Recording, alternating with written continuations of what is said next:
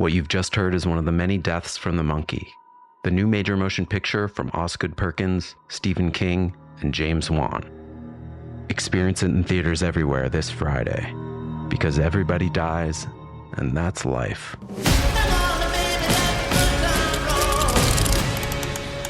Let's have some fun.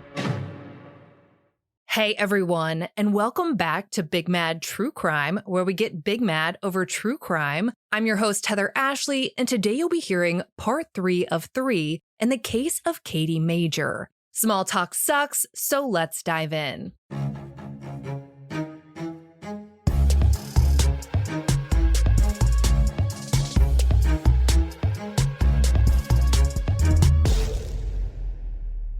In last week's episode, we went through Aaron's interview with the detective and all of the new information, which came with several inconsistencies, conflicting statements, and added details which never seemed to be addressed. At the end of the episode, we talked about how just a day after that interview, Vicky was called into the station only to be told that Kadie and Rivers' case was being closed, which seems absurd since at that time, Kadie's toxicology results still hadn't come in, and neither autopsy report had been fully completed. According to Kadie's mother, one of the statements that contributed to the closing of her case came from a 12-year-old who reported that they had seen someone walking between the tracks in the days prior to Kadie's death.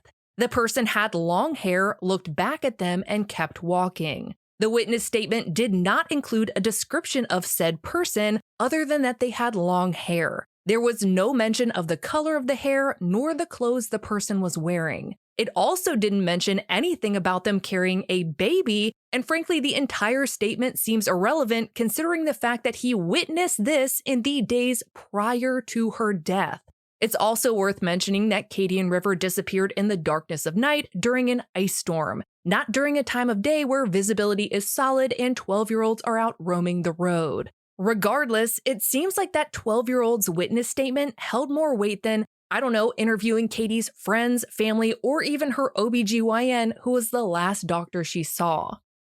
Kadie's death was ultimately ruled a suicide, but Rivers was another story. According to Vicky, Rivers' cause of death was labeled as asphyxiation due to drowning, despite there being no fluid in her lungs.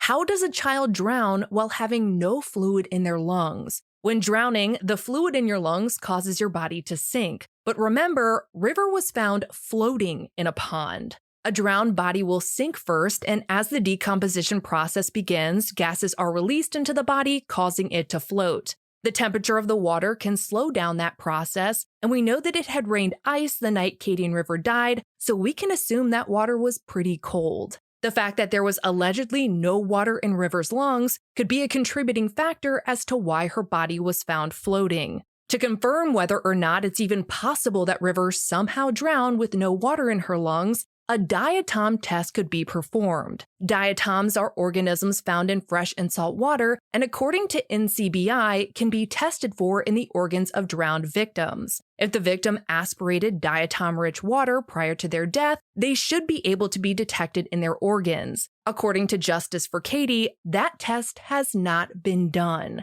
As for Rivers' manner of death, it was listed as undetermined.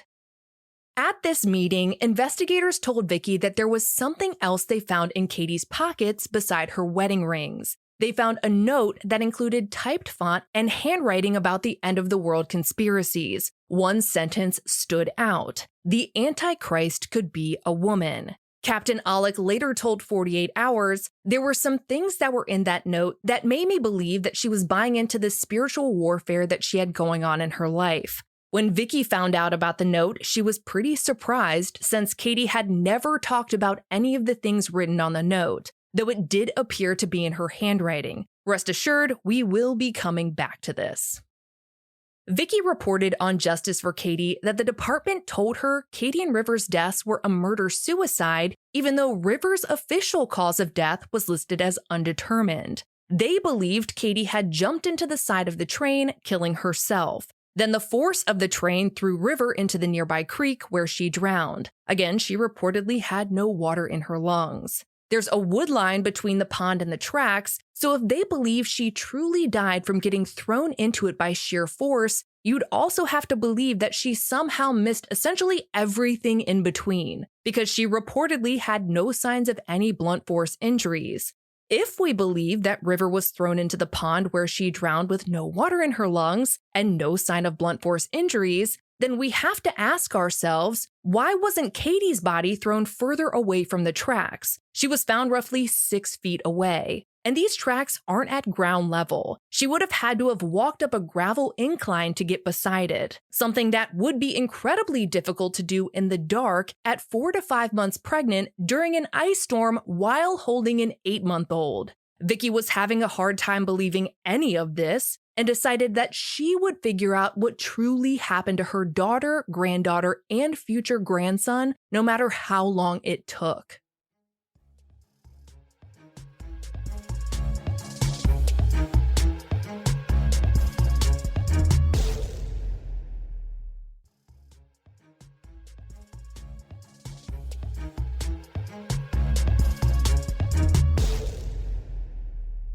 A few days after all of that, Kadie's toxicology report was finished. The results were negative for drugs and alcohol. As far as River's toxicology, Vicky has never seen any results, which has led her to believe that none were ordered. It doesn't look like there's a finite answer to that. A week later, on February 11th, Kadie's autopsy report was signed by the pathologist. Kadie's cause of death, which had yet to be determined, was right atrial contusion and right femoral vessel lacerations, artery and vein, due to blunt force trauma, citing pedestrian versus train. Sheila Wysocki from Without Warning, who viewed Kadie's autopsy and crime scene photos, released a video regarding Kadie's wounds and noted that Kadie had a wound so deep to her leg that it severed her artery and exposed her femur. I looked really hard to try and find a list of any broken bones Kadie suffered, and the only mention I heard was on an episode of Nancy Grace. One of her experts mentioned one single broken bone, her leg. She was reportedly killed by a train, and the only broken bone she suffered was her leg. On top of that, she says that Kadie had a U-shaped wound to her abdomen, which she described as a perfect flap of skin that had been cut back. She found it hard to imagine that a train could create a wound like that and barely penetrate the superficial fascia, which, according to the Cleveland Clinic, is one layer of skin away from hitting muscle. I looked up images of the size of various trains, and the only way I could even try to explain this was if Kadie's legs were hit with something first, launching her body forward into something like a handle, grazing her abdomen with a lot of force. However, in a video on the Justice for Kadie Facebook page, they show that it was an Amtrak train, which is a passenger train, that Kadie was hit by. It was a very short train and only took 5 seconds to pass by. 5 seconds where she could have been hit and she did not jump in front of it. She was hit by the side of it. I've watched the video countless times and cannot figure out what on the side of it could have hit her. After looking at the photos, Wysocki believes that Kadie's wounds were intentional, noting they were very clean cut, and questions the lack of blood at the scene. Photos of the scene were posted on the Justice for Kadie page, and it looks nothing like you would expect. With an injury like Kadie's, where an artery is severed, you would expect a tremendous amount of blood on the scene, arguably most of her blood volume. However, in a photo of the scene posted to the page, I could see none. While they blocked out the shape of Kadie's body, I zoomed in as far as I could and saw nothing on the ground surrounding her. No blood pooling, no spatter, nothing.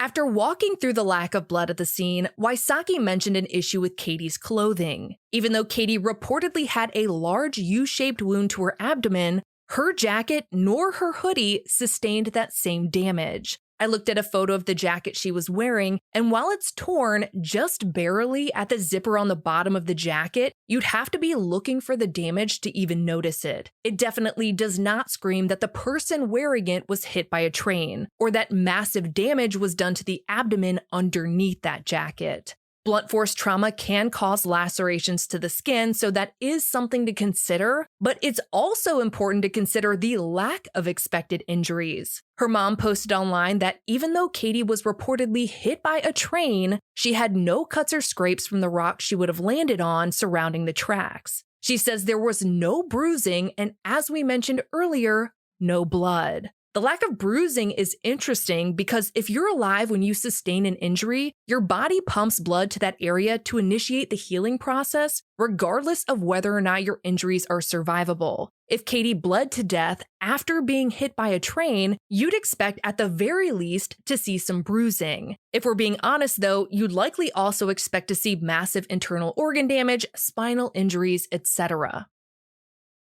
With all of that considered, it is no surprise that Vicky had a hard time sitting with the final results of Kadie and Rivers' investigation, so she started one on her own. She gathered documents on documents on documents, took notes, writing down everything she could remember and any tips that she was sent. She essentially put together a whole detective room, determined to find answers. She went to the sheriff's office whenever she got new information, but says that no one would listen to her. 48 Hours actually confronted Detective Aulick with a ridiculous stack of papers and said, "What I'm holding here, Vicky gave us, it's dozens and dozens of pages of emails that she said that she sent to you during that time, and you didn't answer one of these." Aulick's jaw twitched like a lightning bug in a zapper and simply responded, "I don't recall."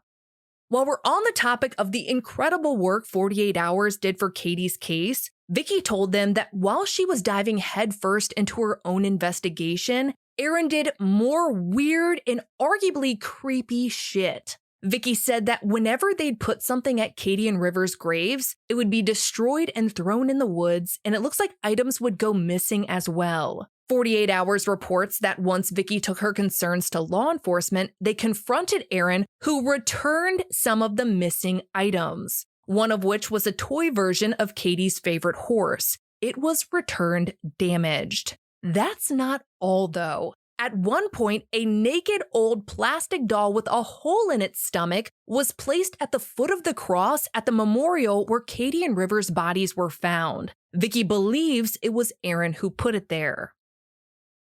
While all of this is enough to shoot flames out of your ears, the most bizarre thing came 10 months after Kadie and Rivers' deaths. I shit you not, Aaron filmed a video at his and Kadie's home and then put the tape on their grave. Kadie and River were not going to be the ones playing it, so you can make your own inferences as to why he might have left it there.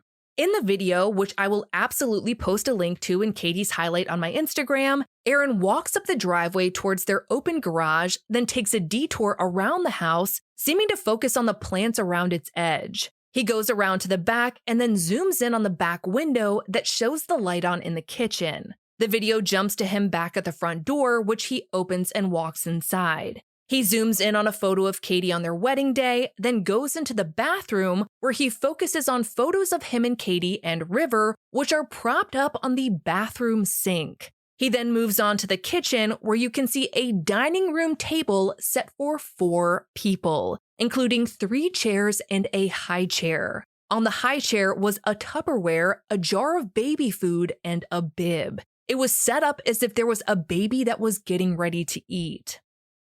After that, Aaron zooms in on an angel figurine holding a baby. It's placed in the middle of the kitchen counter, not anywhere you'd expect to run into angel decor. On the figurine was a quote that read, "I prayed for this child and the Lord answered my prayer. He gave her to me. Now I dedicate her to the Lord. She will belong to the Lord all her life." Generally a nice quote, and maybe it's just me, but it feels really eerie in context. After showing the words written on the angel, he goes to a window and zooms back into the backyard. The backyard he was just in, zooming into the kitchen. The video is bizarre, but it keeps going. He turns the camera back to the inside of the kitchen and films the side of the fridge, which has an Etch-a-Sketch stuck to the side of it with a handwritten note saying, "I love you." Also on the side of the fridge was a list of chores per day of the week. Monday included laundry, mopping, vacuum, dusting, and taking out the trash. Tuesday included cleaning bathrooms, watering plants, organizing projects, and sweeping the floors. Additionally, he zoomed in on what looks like a menu of the week. All this is to say that it seems like Kadie was extremely thoughtful and very organized.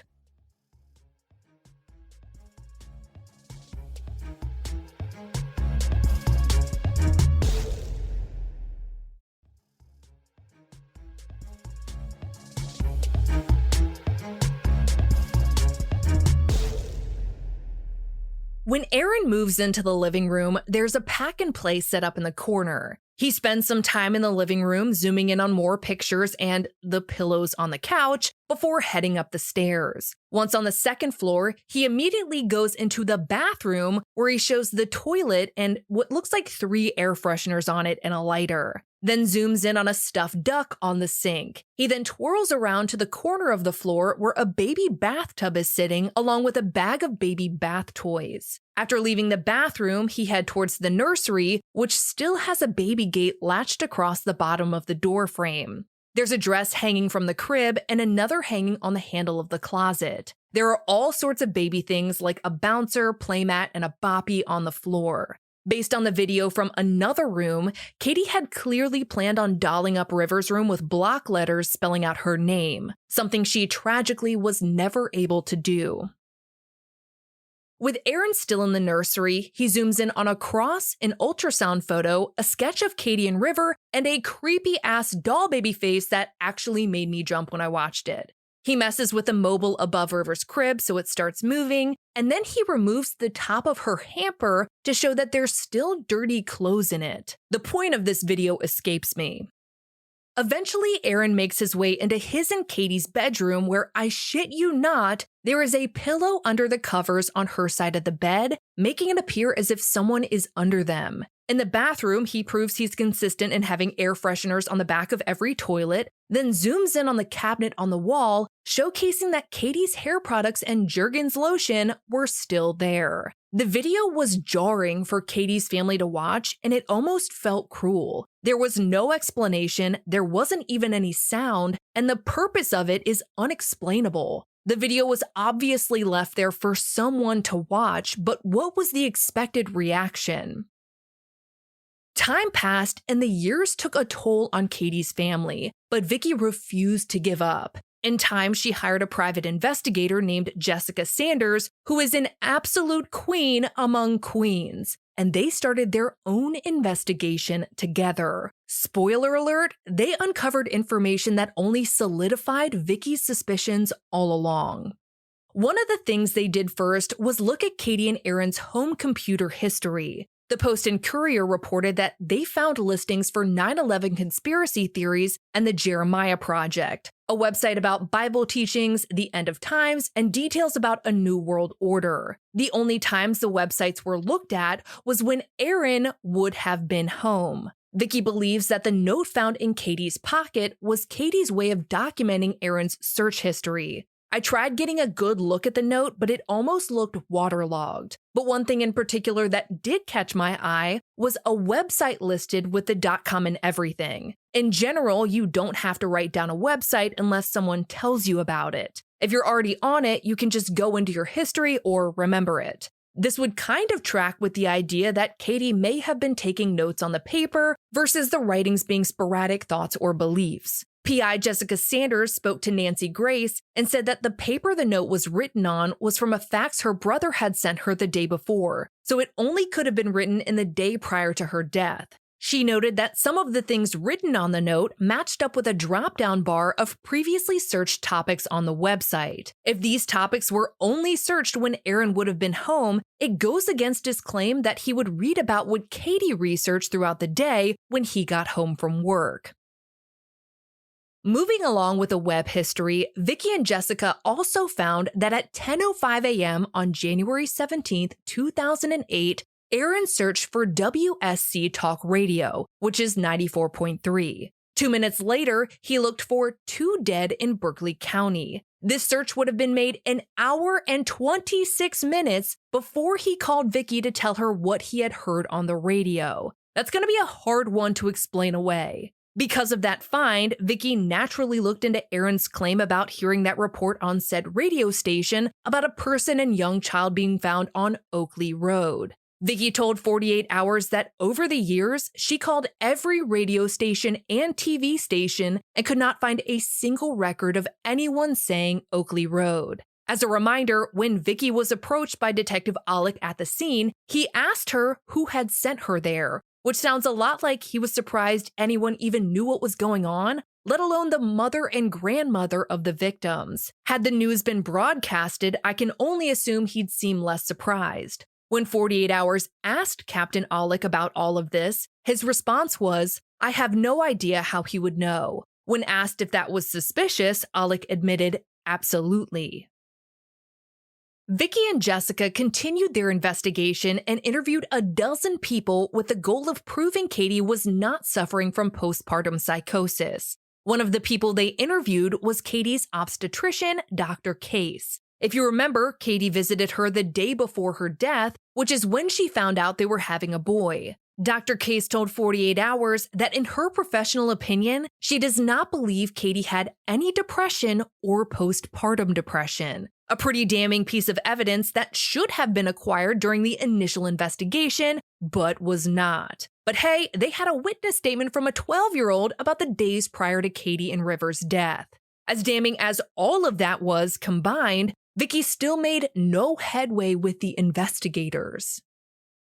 Fast forward all the way to 2015, 7 years after Kadie and Rivers' deaths. Vicky met with a team of 48 Hours producers while they were filming a segment on a different case in Charleston. This was her chance and she was gonna take it. Vicky told the producers all about Kadie and Rivers' case and they couldn't get it out of their minds. Before 2015 was over, a new county sheriff, Dwayne Lewis, was elected, and oh, how the tides were turning. Two 48 Hours producers reached out to Lewis and asked him about Kadie and Rivers' case. Lewis actually wasn't familiar with the case, which makes sense because it had been closed for 7 years. Following the call, Lewis asked his cold case detective, Lieutenant Kokinda, to find the file and talk to Vicky.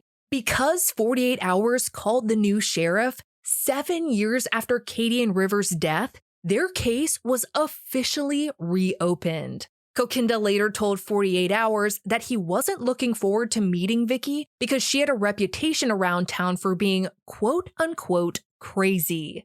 After meeting with Vicky for the first time and hearing her story, Kokinda said to himself, "Well, she's not crazy." And I debated including that quote because Sheriff Lewis and Lieutenant Kokinda did some great work when it comes to Kadie and Rivers' case, but I wanted to show you what Vicky has been up against. Imagine trying to fight for justice for your daughter and grandchildren with a reputation within law enforcement that you're crazy. It had been a constant uphill battle for her, but someone was finally listening. A lot of someone's if 48 Hours was going to have anything to do with it. Kokinda didn't think Vicky was crazy, and neither did Sheriff Lewis. He actually wound up bringing his brother, Detective Daryl Lewis, straight out of retirement to help reinvestigate the case. They reviewed everything from the initial investigation and came to the conclusion that a lot of mistakes had been made. For starters, the original investigators got the wrong train. In a handwritten report on what looks like copy paper, a member of law enforcement during the initial investigation wrote out a timeline for someone called Sarge. It was obviously very professional. It said, January 16th, 8 p.m. Resident on Oakley Road believes he heard an infant crying outside of his residence. 10:28 p.m. Southbound train believed to be the one that hit Kadie. If that's the case, why was her time of death listed at 9:22 p.m. on her death certificate, an hour and 6 minutes prior to that train passing? To add to that level of bullshit, according to Justice for Kadie on Facebook, another train went by at 10:40 p.m., and the cameras on that train did not show Kadie's body beside the tracks. However, the handwritten report to Sarge stated that at 11:30 p.m., a different southbound train's camera did catch video of Kadie's body laying beside the tracks where she was found. So just right there, we have an issue with her time of death and which southbound train could have hit Kadie. But a southbound train did not hit Kadie. According to the new sheriff's investigation, a northbound train hit her. Doing my best math with bad information, that would mean that Kadie's body had to have appeared by the tracks between 10:40 p.m. and 11:30 p.m. None of the moments in between those 50 minutes include 9:22 p.m., which was noted on her death certificate. It's impossible to try and figure out how you could possibly get that wrong when you'd assume there would be blood and tissue left on the train. According to Vicky and PI Jessica's interview with Nancy Grace, this was the difference between Kadie being hit by a 50-mile-an-hour CSX freight train and a 70-mile-an-hour Amtrak passenger train.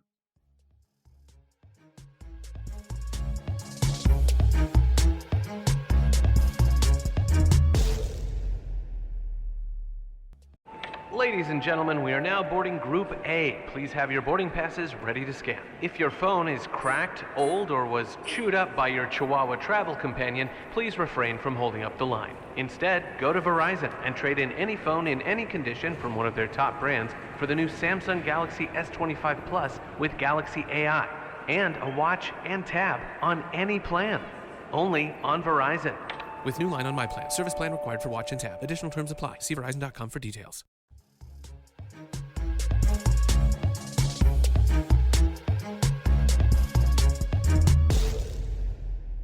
The new detectives had their work cut out for them and had questions about the scene as a whole. Kadie told 48 Hours that it didn't seem possible for Kadie to have parked her car, then walked half a mile in the pitch black on gravel in the rain and ice carrying river. They also wondered why she would walk half a mile down the tracks if her only goal was to take her own life. Questions we have already asked, and we're not even investigators.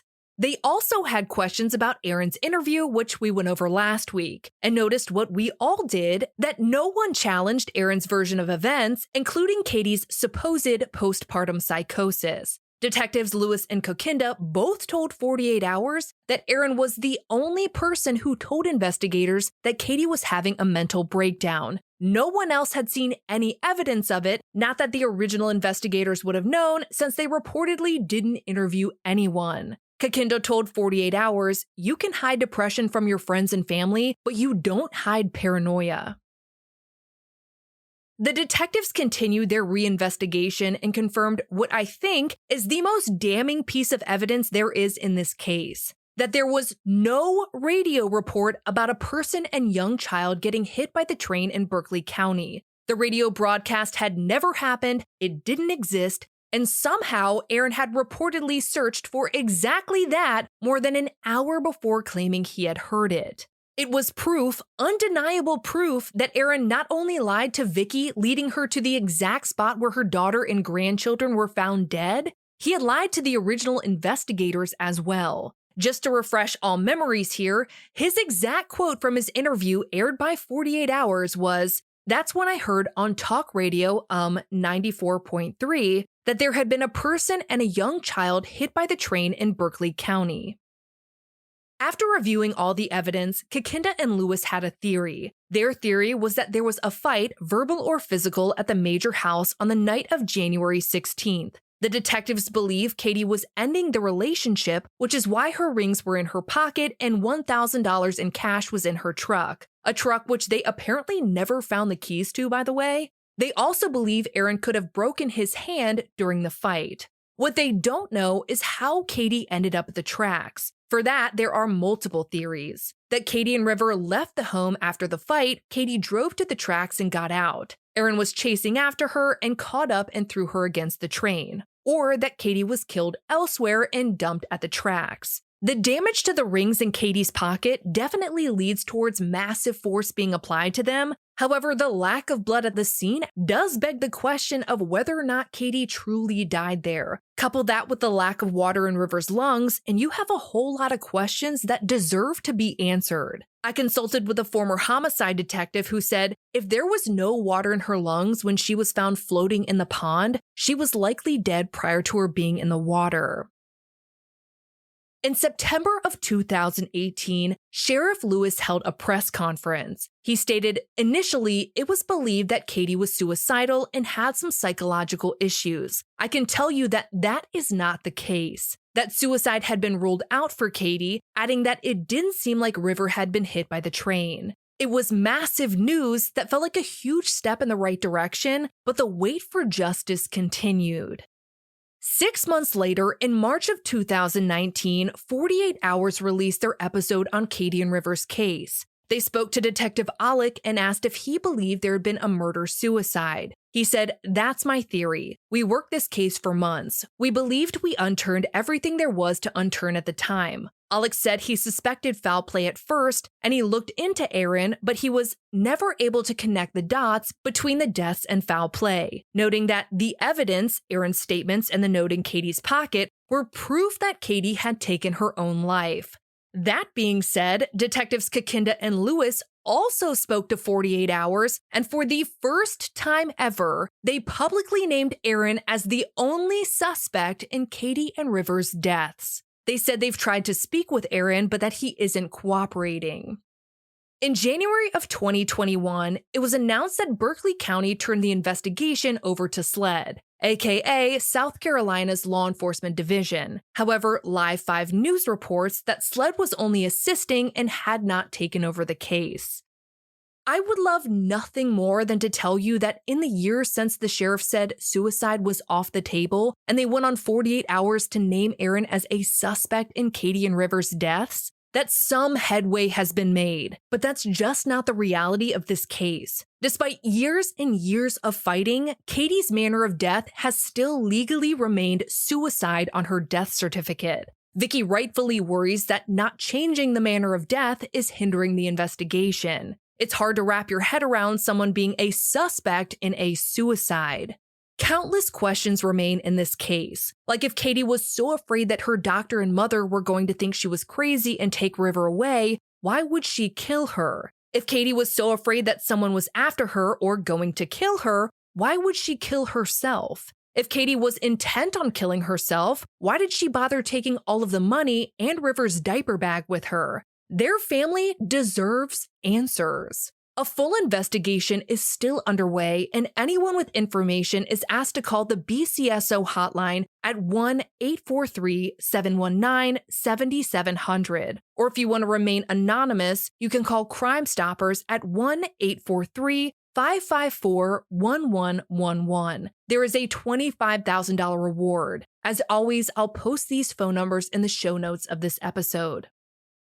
For all photos pertaining to this case, check out Kadie's highlight at the top of my Instagram profile at @TheHeatherAshley, and join me on TikTok tonight at @TheHeatherAshley at 8:30 p.m. Eastern, where you go live with me and we talk about this episode and all other true crime cases on your mind. To get access to ad-free and bonus episodes, subscribe to our Apple Premium or head over to our Patreon at patreon.com/BigMadTrueCrime, where for just $1 whole a month, your episodes are totally ad-free.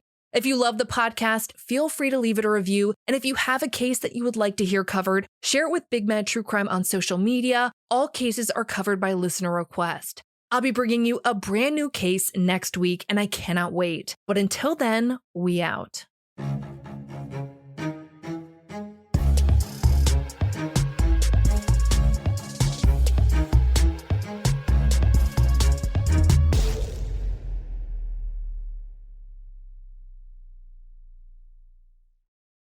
Master of horror Stephen King raves about the monkey.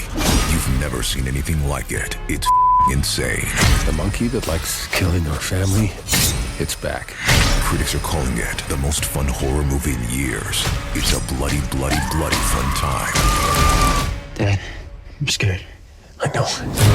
From producer James Wan and Longlegs writer-director Osgood Perkins comes the horror movie event of the year, The Monkey. Rated R. Now playing in theaters.